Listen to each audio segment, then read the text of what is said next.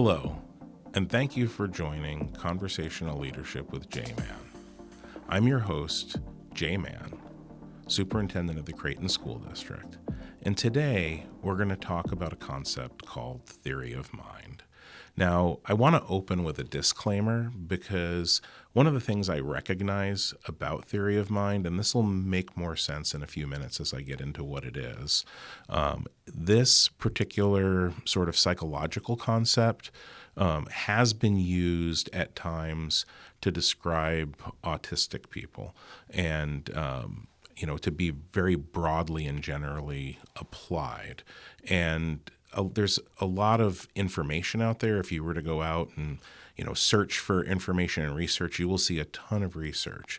And there's a pretty big movement in the neuropsychology space right now to say that there's not really validity to that because some of the tests that were used to link a lack of theory of mind to autism, that those tests really identify a broad number of things. I think we've used the term on this podcast before, exogenous variables, which are variables that are not sort of the obvious ones or the ones that you're checking for. And so when we talk about theory of mind and how it might relate to autism, I think there's some exogenous variables there, and I'll get into that in a little bit. And I'm sorry this is a little vague, but I needed to kick off with that controversy is out there, and that if you were to try to look into this more, you might come across that. So that's kind of my big disclaimer to open up a conversation around theory of mind. So what is theory of mind? I'm going to do my best to define it. Again, not a neuropsychologist, not a psychologist. It's a concept I find fascinating, and I think it has a lot of bearing on leadership. So the concept of theory of mind is that we as human beings, and part of what helps build the fabric of our society, is that we develop a skill set, probably somewhere in the range of 4 to 5 years of age. We develop this skill set where we're able to have a sense that the minds of others are living and existing in a different way to our own, that their perspective, their knowledge, their understanding, their motivations are different than ours.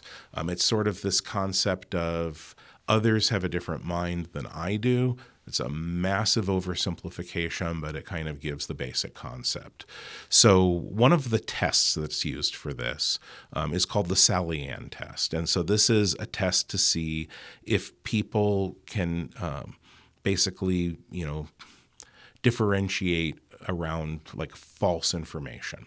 And so here's kind of how this works. And I'll describe what the Sally Ann test is and then try to explain like how these two things connect and why this test may have given us a false sense that one of the attributes of someone being on the autism spectrum is that they're either not in possession of a theory of mind, or they have a not fully formed theory of mind. So in the Sally Ann test, the concept is there's these two girls, Sally and Ann. And Sally has a marble. And Sally leaves the room that Sally and Ann are in together, places the marble in the basket that she brought with her, and then leaves the room. While she's gone from the room, Ann gets up, removes the marble from the basket, and places the marble into a box that's sitting in a table someplace in the room. Now, at this point, Sally returns to the room. When Sally returns to the room, the question that's asked is, where does Sally think the marble is? So with the concept of theory of mind, you can understand that there's a difference of knowledge between Ann's knowledge that the marble's in the box and Sally's belief that the marble still lies in the basket that she left it in. But for someone who doesn't have a developed theory of mind, they can't differentiate between the two different individuals having different sets of knowledge and the story they've just heard, or let's say it was put on as a skit, the skit that they've just seen. They've seen that, and so they personally have the knowledge, and so they apply their personal knowledge to the scenario. So when asked, if you ask someone who doesn't have a developed theory of mind, where does Sally think the marble is? They'll say, well, she thinks it's in the box, right? Because they know that it's in the box. But if they have a developed theory of mind, then they'll say, Sally thinks the marble is in the basket.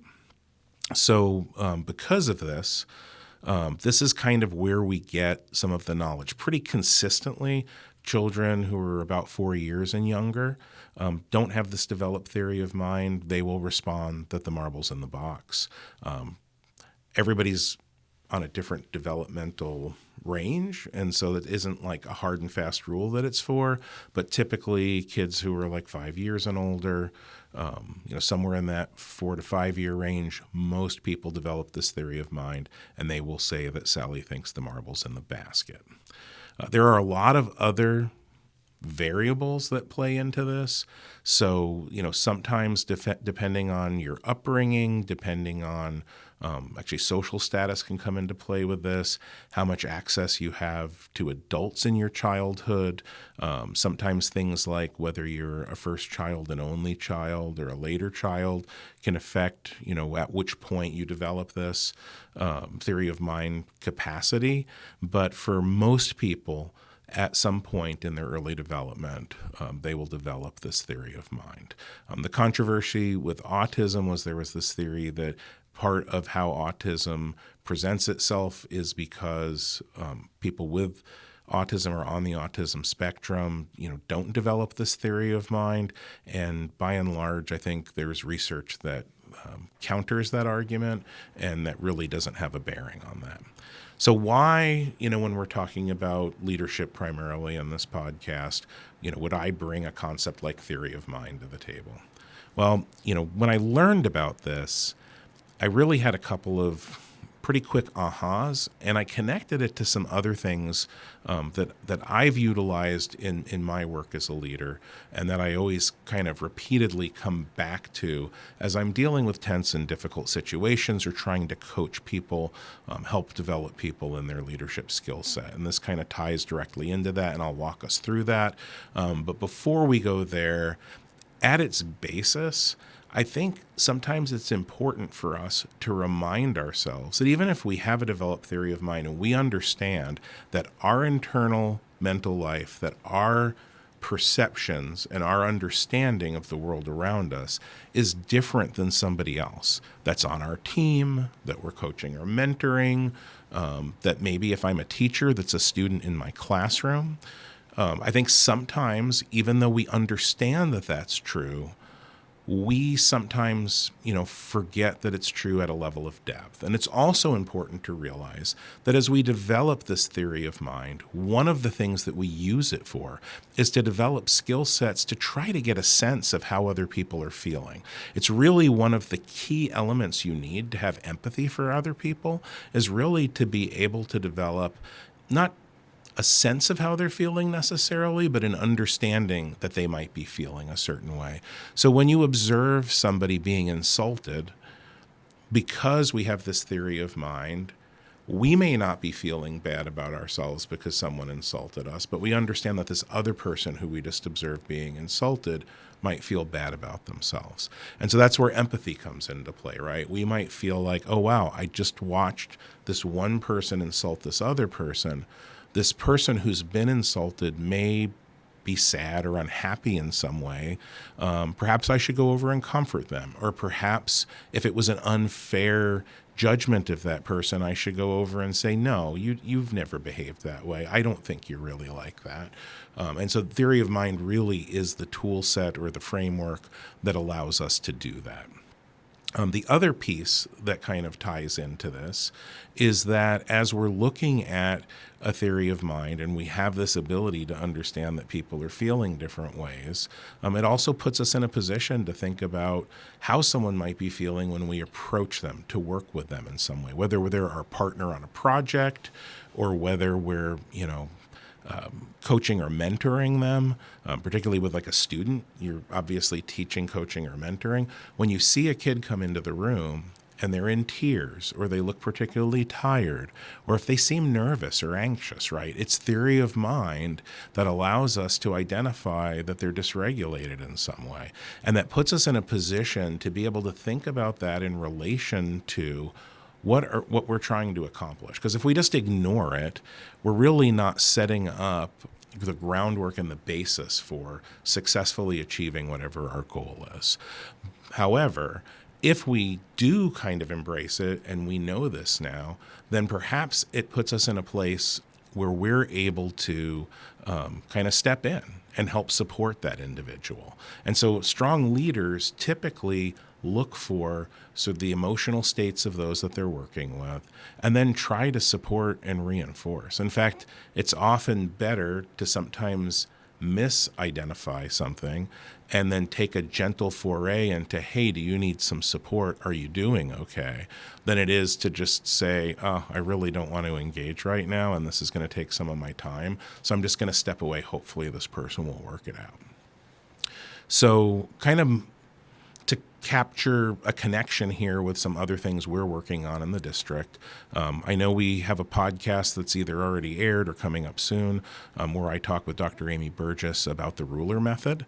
And this is a tool set, a framework that we're bringing into our district, not only to help support adults with their ability to regulate their own emotional states, starting with identifying them, but eventually for that to percolate down to us doing that work with kids, because that's one of the best ways to deal with some of the behavior challenges that we deal with. We live in a very stressful world, and people in distress don't learn as effectively, don't teach as effectively, don't work with others as effectively. And so if we can bring tool sets to bear to help them re-regulate, to help put them into a better mental state, to help them be their best self in the moment, that actually puts us in a position for greater success, which ultimately puts our students in a better place to have improved student outcomes. So that's kind of why we're going down that pathway. It may be part of what got me thinking about theory of mind.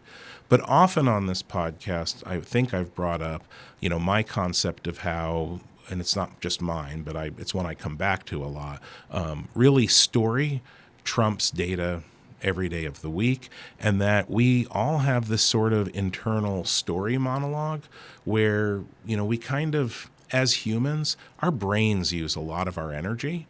And so we've developed a lot of mental shortcuts to make our processing easier, so that we were not always exhausting ourselves. And I think story is one of those. And so very often in our minds, we will develop a story. When we see someone behaving a certain way, we'll develop a story about how they're behaving.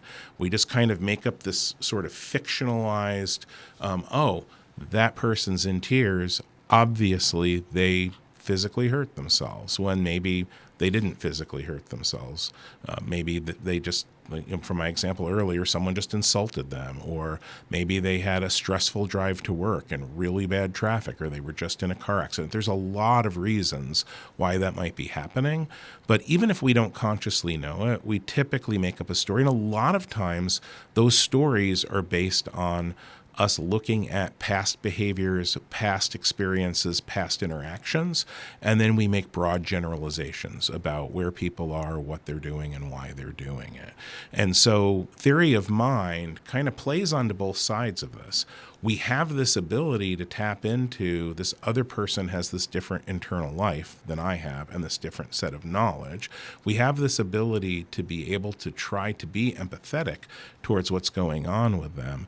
But at the same time, it gives us this tool set and ability, because theory of mind is one of the things they think is the reason that we're able to understand story. We're able to understand fiction and some of those nuances. And so it also plays into the shortcutting tool set we have, where we assume motivation, intention, and reasons for things. And so for me, this was a reminder, looking at theory of mind again, how important it is for us as leaders, and just as human beings navigating the world and the other humans around us, how important it is for us to come back to a phrase I use a lot, which is, no one is the villain in their own story. And so I got that from some creative writing professors that I had back in college. And it's a way, when you're writing fiction, to create more believable, nemesis or villains, or I guess it's nemesis or villains or antagonists in a story that interact with your protagonists in the story, by not thinking about them as sort of a cardboard, mustache-twirling, melodramatic villain, but thinking of them thinking about them as a human being with a fully developed life and a fully developed set of motivations. So this is true in fiction, but it's also true in real life, because sometimes we look at what someone's done and we say, oh, this is just a mean person, or obviously, they're a product of their upbringing, or, hey, this person, always seems to behave this way. I think they're just this or they're just that. And when we do that, it's problematic because we're placing something from our mind onto them. We're not perceiving what's actually happening in their mind. And as leaders, even as partners, as people who work with other people, as teachers, it's really important that we engage with other people and understand what's really happening with them and step away from these assumptions, because these assumptions put us in a position to not truly understand. And when we don't truly understand, it's difficult for us to not only connect, but also for us to support in a way that's healthy and helpful. So I think it's a lot of times where these missteps with supporting someone come from.